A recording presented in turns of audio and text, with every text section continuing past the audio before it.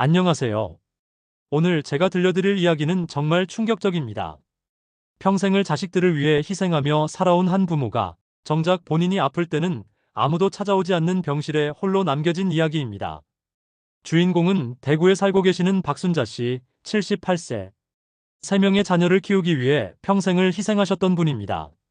새벽부터 밤늦게까지 시장에서 좌판을 벌이며 아이들을 대학까지 보냈죠. 하지만 그분이 뇌졸중으로 쓰러져 병원에 실려갔을 때 병실을 찾아온 자녀는 단 한 명도 없었습니다. 심지어 퇴원 수속을 밟을 사람조차 없어서 병원에서 사회복지사에게 도움을 요청해야 했습니다. 과연 이 가족에게 무슨 일이 있었던 걸까요? 그리고 이런 비극은 어떻게 막을 수 있을까요? 오늘 이 이야기를 끝까지 들으시면 부모와 자녀 사이의 진정한 관계가 무엇인지, 그리고 우리가 놓치고 있는 중요한 것들이 무엇인지 깊이 생각해 보게 될 것입니다. 일부 희생의 세월, 모든 것을 바친 어머니. 가난과 싸우며 시작된 삶. 박순자 씨의 이야기는 1960년대 후반으로 거슬러 올라갑니다. 경북 안동의 가난한 농가에서 태어난 그녀는 초등학교도 제대로 마치지 못했어요. 집안 사정이 어려워서 10살 때부터 남의 집 농사일을 도우며 살아야 했거든요. 20살에 대구로 올라와 방직 공장에서 일하다가 25살에 결혼했습니다. 남편 김철수 씨는 건설 현장에서 일하는 평범한 노동자였어요. 그때는 정말 하루하루가 전쟁 같았어요. 남편 월급으로는 생활이 안 되니까 저도 계속 일해야 했죠. 임신해서 배가 불렀을 때도 공장에 나갔어요. 첫째 아들 민철이가 태어나고 2년 후 둘째 딸 민정이, 그리고 3년 후 막내 아들 민수가 태어났습니다. 아이들이 하나씩 늘어날 때마다 생활은 더욱 팍팍해졌어요. 자식들을 위한 끝없는 희생. 아이들이 중학교, 고등학교에 올라가면서 교육비 부담이 더욱 커졌습니다. 특히 첫째 민철이가 공부를 잘해서 서울의 명문대학에 가고 싶다고 했을 때 순자 씨는 고민이 많았어요. 등록금이 한 학기에 200만 원이었어요. 그때 저희한테는 정말 큰 돈이었죠. 그래도 애가 공부를 잘하는데 포기시킬 수는 없잖아요. 결국 집을 담보로 대출을 받아서 민철이를 서울로 보냈습니다. 그리고 그 빚을 갚기 위해 더욱 열심히 일했어요. 둘째 민정이도 간호학과에 진학하고 싶다고 했고, 막내 민수도 대학에 가겠다고 했습니다. 순자 씨는 셋 다 포기시킬 수 없었어요. 제 옷은 몇 년씩 똑같은 걸 입고, 밥도 김치와 쌀밥이 전부였어요. 미용실도 한 번도 안 갔죠. 그 돈이면 아이들 학원비라도 보탤 수 있으니까. 남편 철수 씨도 아내를 위해 할 수 있는 모든 일을 했습니다. 본업인 건설 일 외에도 저녁에는 야간 경비를, 주말에는 이삿짐 센터에서 일했어요. 성공한 자녀들. 부모의 희생은 결실을 맺었습니다. 첫째 민철이는 서울대학교를 졸업하고 대기업에 취직했어요. 둘째 민정이는 간호사가 되어 대구의 대학병원에서 근무했고, 막내 민수는 교사가 되었습니다. 아이들이 모두 성공했을 때 정말 뿌듯했어요. 그동안의 고생이 다 보상받는 느낌이었죠. 이제 좀 편해지겠구나 싶었어요. 민철이는 서울에서 의사와 결혼해서 잘 살고 있었고, 민정이도 같은 병원 의사와 결혼했어요. 민수는 교사 출신 여성과 결혼해서 대구에서 살고 있었습니다. 순자 씨는 손자, 손녀들이 태어날 때마다 정말 행복했어요. 자신의 희생이 헛되지 않았다는 생각이 들었거든요. 첫 손자를 안았을 때 눈물이 났어요. 우리 가문이 이렇게 번창하게 되었구나 싶어서 모든 고생이 다 잊혀졌어요. 남편의 갑작스러운 죽음. 그런데 2015년 갑작스러운 일이 벌어졌습니다. 남편 철수 씨가 심근경색으로 갑자기 세상을 떠난 거예요. 병원에 실려간 지 2시간 만에 숨을 거뒀습니다. 정말 하늘이 무너지는 것 같았어요. 50년을 함께 살았는데 말 한마디도 못 해보고 보내게 되었어요. 장례식 때는 세 자녀가 모두 와서 아버지를 잘 모셔드렸습니다. 민철이는 서울에서, 민정이와 민수는 대구에서. 모두 바쁜 와중에도 시간을 내서 왔어요. 그때만 해도 아이들이 저를 잘 챙겨줄 거라고 생각했어요. 특히 민정이와 민수는 같은 대구에 사니까. 하지만 장례를 치른 후부터 상황이 달라지기 시작했습니다. 2부 서서히 시작된 소외. 첫 번째 신호들. 남편이 돌아가신 후 순자 씨는 처음으로 혼자가 되었습니다. 50년 동안 함께 살던 사람이 없어지니까 집이 너무 조용하고 외로웠어요.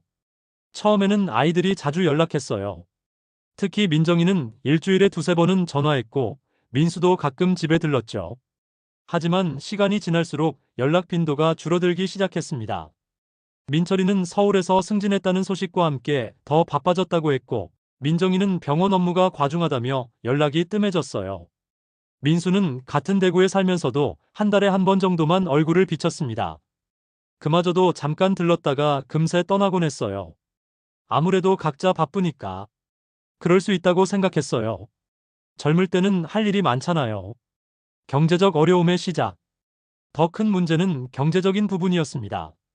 남편이 돌아가시면서 수입이 절반으로 줄었어요. 국민연금과 순자 씨가 하던 시장 장사 수입이 전부였죠. 나이가 들면서 시장 장사도 예전 같지 않았습니다. 70대 중반이 된 순자 씨에게 새벽부터 밤까지 좌판을 지키는 일은 점점 힘들어졌어요. 무릎도 아프고 허리도 아프고. 그래도 돈을 벌어야 하니까 참고 했죠. 아이들한테 손 벌리기는 싫었거든요. 건강이 나빠지면서 병원비도 늘어났습니다. 고혈압, 당뇨병, 관절염. 여러 가지 질병이 한꺼번에 찾아왔어요.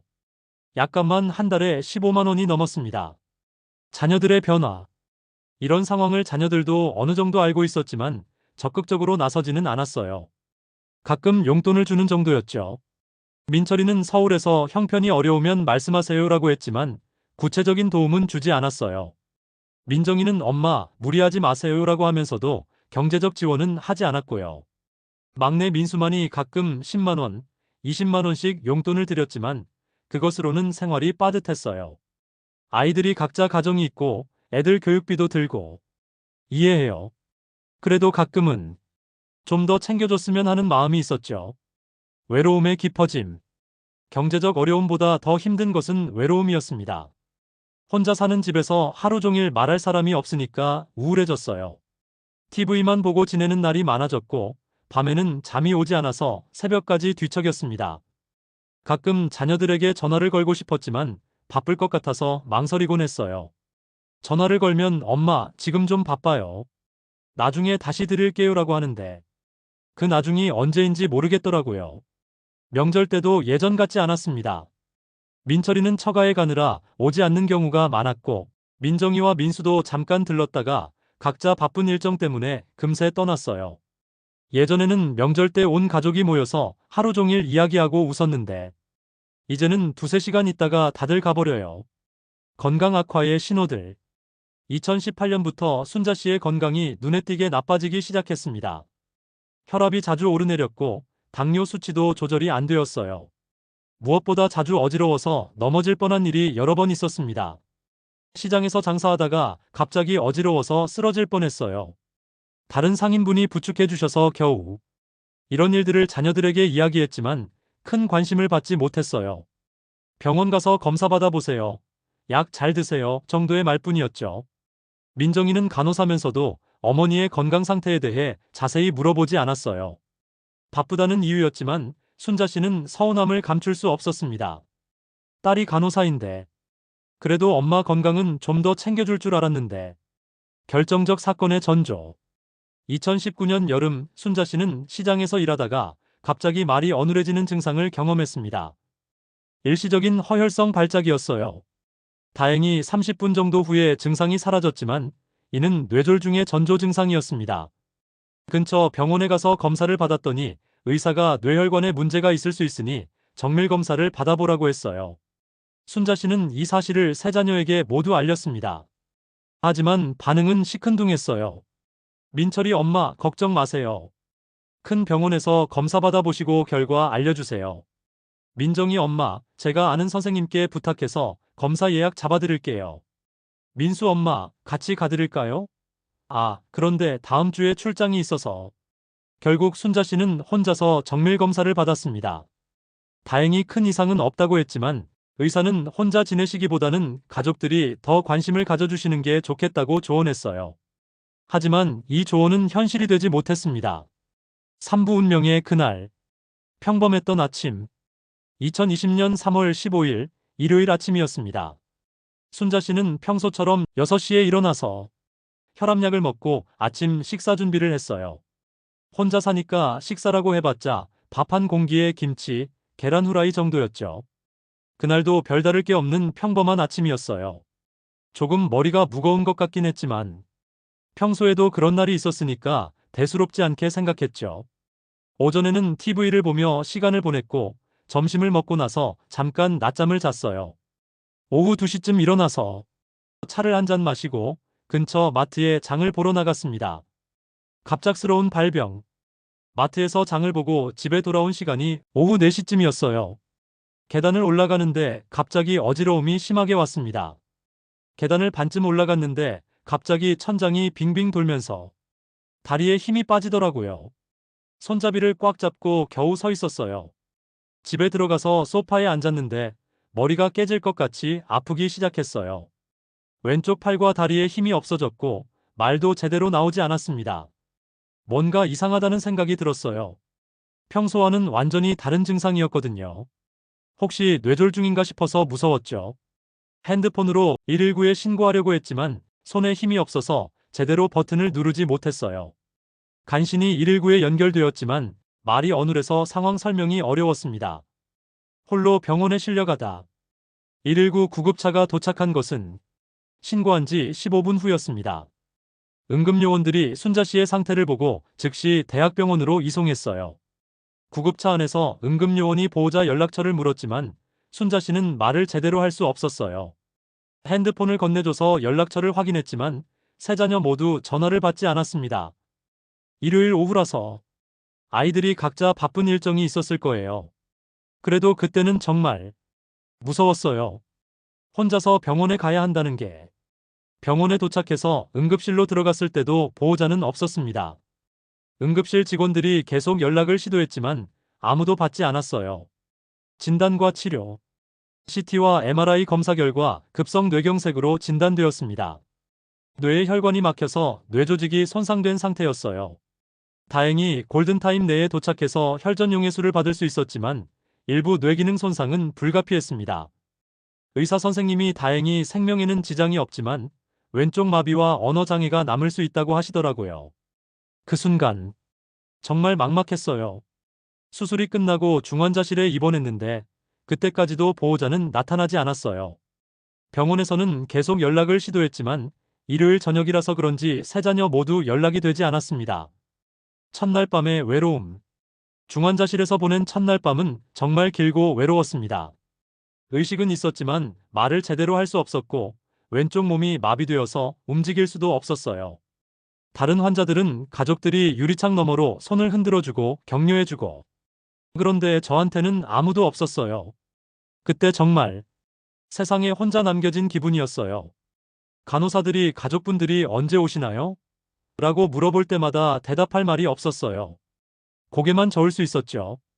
밤 10시가 넘어서야 민수에게 연락이 닿았습니다. 민수는 가족들과 외식하고 있었다가 병원에서 온 전화를 받았어요. 그때서야 민수가 병원으로 달려왔어요. 엄마, 왜 이렇게 됐어요? 라고 하면서 그때 민수 얼굴을 보니까 눈물이 났어요. 사부 병실에서의 긴 기다림. 첫 주의 상황. 민수가 병원에 온 후 다른 형제들에게도 연락했습니다. 민철이는 서울에서 내일 당장 내려가겠다고 했고 민정이는 같은 병원에서 일하고 있어서 다른과 동료들을 통해 소식을 들었어요. 월요일 아침 민철이가 KTX를 타고 부산에 내려왔습니다. 오랜만에 본 첫째 아들의 모습에 순자 씨는 눈물을 흘렸어요. 민철이가 와서 제 손을 잡고 엄마, 괜찮다. 좋은 선생님들이 치료해 주실 거야 라고 하는데 그 말이 그렇게 고마울 수가 없었어요. 민정이도 퇴근 후에 중환자실을 찾아왔어요. 간호사라서 어머니의 상태를 전문적으로 파악할 수 있었죠. 민정이가 의료진하고 상의해서 치료 계획도 세워주고 정말 든든했어요. 역시 우리 딸이구나 싶었죠. 희망적인 시작. 처음 며칠간은 가족들의 관심이 집중되었습니다. 민철이는 3일 동안 병원에 머물면서 어머니를 돌봤고 민정이는 매일 출근 전과 퇴근 후에 들렀어요. 민수도 하루 걸러 한 번씩은 병원에 왔습니다. 그때는 정말 고마웠어요. 아이들이 이렇게 챙겨주니까 내가 괜히 걱정했구나 싶었어요. 순자 씨의 상태도 점차 호전되었습니다. 언어 치료와 물리 치료를 받으면서 조금씩 말할 수 있게 되었고 왼쪽 팔다리도 약간씩 움직일 수 있게 되었어요. 의사는 회복이 빠른 편이다. 재활치료를 잘 받으면 어느 정도 일상생활이 가능할 것이라고 했습니다. 서서히 줄어드는 방문. 하지만 시간이 지나면서 자녀들의 방문 횟수가 줄어들기 시작했습니다. 민철이는 일주일 후 서울로 돌아가야 했어요. 회사 일이 밀려있다는 이유였죠. 민철이가 떠나는 날, 정말 아쉬웠어요. 자주 전화드릴게요.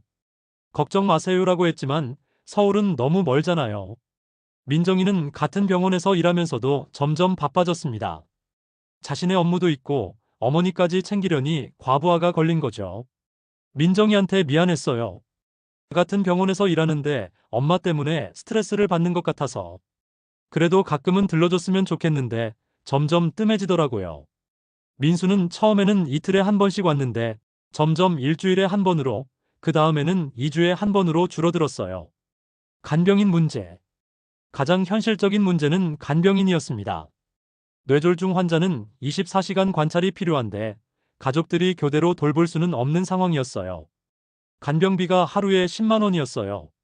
한 달이면 300만 원인데 제가 어디서 그 돈을 구해요? 민철이는 서울에서 송금하겠다고 했지만 실제로는 한 달에 50만 원 정도밖에 보내지 않았어요. 민정이와 민수도 각각 30만 원씩 부담했지만 전체 비용에는 한참 모자랐습니다. 결국 순자 씨는 간병인 없이 지내야 했어요. 다행히 간호사들이 자주 돌아봐 주긴 했지만 밤에는 혼자 있어야 했습니다. 밤에 화장실 가고 싶어도 혼자서는 갈 수 없었어요. 간호사 호출벨을 누르면 오긴 하지만 미안해서 자주 부르기도 어렵고. 외로운 재활 과정. 재활 치료가 시작되면서 순자 씨는 조금씩 회복되었습니다. 언어치료사와 물리치료사들이 열심히 도와줬고 순자 씨도 포기하지 않고 노력했어요. 처음에는 알아는 말도 제대로 못했는데 한 달 후에는 간단한 문장은 말할 수 있게 되었어요. 걷는 것도 지팡이를 짚고 조금씩. 하지만 재활치료실에서 가장 힘든 건 다른 환자들의 가족들을 보는 것이었어요. 다른 할머니들은 아들, 딸이 매일 와서 재활치료를 도와주고 격려해주고 저는 혼자서 치료사 선생님하고만 이야기하니까 참 쓸쓸했어요. 퇴원 압박. 입원한 지 2개월이 지나자 병원에서 퇴원을 권유하기 시작했습니다. 급성기 치료는 끝났고 이제는 외래 통원 치료를 받으면서 집에서 지낼 수 있다는 판단이었어요. 의사 선생님이 집에 가셔서 가족들의 도움을 받으면서 지내시는 게 회복에 더 도움이 될 거다라고 하시더라고요. 그런데 가족들 도움을 받는다는 게 퇴원 날짜가 정해지자 순자 씨는 불안해졌습니다. 집에서 혼자 지낼 자신이 없었거든요. 아직 왼쪽 손을 자유롭게 사용하지 못했고 걷는 것도 불안정했어요. 세 자녀에게 퇴원 후 돌봄에 대해 상의했지만 모두 각자의 사정을 이야기했습니다. 민철이 엄마, 서울에서는 제가 도움을 드릴 수 없어서 민정이나 민수가 좀 더 챙겨드려야 할 것 같아요. 민정이 엄마, 제가 병원 일로 너무 바빠서 매일 가기는 어려울 것 같아요. 일주일에 2~3번 정도는 들를 수 있을 텐데. 민수 엄마, 저희도 애들 때문에. 그리고 저희 집은 2층이라 엄마가 오시기 어려우실 것 같아요. 퇴원 후의 현실. 결국 순자 씨는 혼자서 집으로 돌아왔습니다. 퇴원하는 날 민수가 차로 데려다 줬지만 집에 도착하자마자 급한 볼일이 있다며 금세 떠났어요. 집에 들어서는 순간 정말 막막했어요. 2개월 동안 비어있던 집이 너무 낡아 보이고 혼자서 생활할 수 있을지 확신이 안 섰어요. 냉장고는 비어 있었고 집안 곳곳에는 먼지가 쌓여 있었어요. 청소를 하고 싶어도 왼쪽 팔을 제대로 사용할 수 없어서 어려웠습니다. 첫날 밤. 정말 무서웠어요. 만약에 또 쓰러지면 어떻게 하지? 119에 전화할 수 있을까? 그런 생각들이 계속. 오부 완전한 방치. 약속과 현실의 차이. 퇴원할 때 자녀들이 한 약속들은 하나씩 지켜지지 않았습니다. 민정이가 일주일에 2~3번 들르겠다고 했지만 실제로는 2주에 한 번 정도만 왔어요. 그것도 30분 정도 머물다가 엄마 괜찮으시죠? 저 급한 일이 있어서 라고 하며 떠났습니다. 민수는 가끔 안부 확인하겠다고 했지만 전화로만 엄마 괜찮으세요? 라고 묻는 정도였어요. 집에 직접 오는 일은 한 달에 한 번도 없었습니다. 민철이는 일주일에 한 번씩 전화한다고 했지만 실제로는 한 달에 한두 번 정도만 연락했어요. 아이들이 바쁜 건 이해해요. 그런데 약속은 왜 하는 건지 모르겠어요. 차라리 처음부터 솔직하게 말해주는 게 나을 것 같아요. 육부 마지막 선택과 깨달음. 요양원 입소 결정. 퇴원을 앞두고 순자 씨는 중요한 결정을 했습니다. 더 이상 혼자 살 수 없다고 판단하고 요양원 입소를 고려하기 시작한 거예요. 사회복지사 선생님이 혼자 계시기 어려우시면 요양원도 좋은 선택이라고 하시더라고요. 처음에는 요양원은 자식들이 버리는 곳이라고 생각했는데 자녀들에게 요양원 입소 의사를 밝혔을 때 반응은 의외였습니다. 민철이 엄마가 그렇게 원하신다면 좋은 곳으로 알아보죠. 민정이 사실 그게 나을 수도 있겠어요. 전문적인 돌봄을 받으시는 게. 민수 엄마, 죄송해요. 저희가 제대로 모시지 못해서 아이들이 오히려 안도하는 것 같았어요. 그동안 마음의 짐이 됐었나 보다 하는 생각이 들었어요. 마무리 진정한 효도란 무엇인가? 자녀의 입장에서는 어떨까요? 바쁜 현대사회에서 부모님을 제대로 모시기란 정말 어려운 일입니다. 경제적 부담도 크고 시간적 여유도 없고. 하지만 중요한 것은 관심입니다. 물리적으로 함께 있지 못해도, 경제적 지원을 많이 하지 못해도 부모님의 안전과 건강에 관심을 갖고 정기적으로 확인하는 것. 그것이 최소한의 도리가 아닐까요? 부모님 입장에서도 생각해봐야 합니다. 자녀들에게 과도한 기대를 하거나 희생을 강요하는 것은 오히려 관계를 악화시킬 수 있어요. 서로의 상황을 이해하고 현실적인 선에서 도움을 주고받는 것이 중요합니다. 부모와 자녀 사이에 가장 중요한 것은 사랑과 관심입니다. 형식적인 효도가 아니라 진심 어린 마음으로 서로를 걱정하고 아끼는 것 말이에요. 오늘 집에 가시면 부모님께 안부 전화라도 한 통 드려보세요. 잘 드시고 계세요? 건강하시죠? 간단한 말 한마디가 부모님께는 큰 힘이 될 수 있습니다. 가족이라는 이름으로 서로를 힘들게 하는 것보다는 적당한 거리에서 서로를 걱정하고 사랑하는 것이 더 아름다운 관계가 아닐까요? 여러분 모두 가족과 함께 행복한 시간 보내시고 진정으로 소중한 것들을 놓치지 않으시길 바랍니다. 오늘 영상이 도움이 되셨다면 좋아요와 구독 부탁드리고 댓글로 여러분의 생각도 들려주세요. 감사합니다.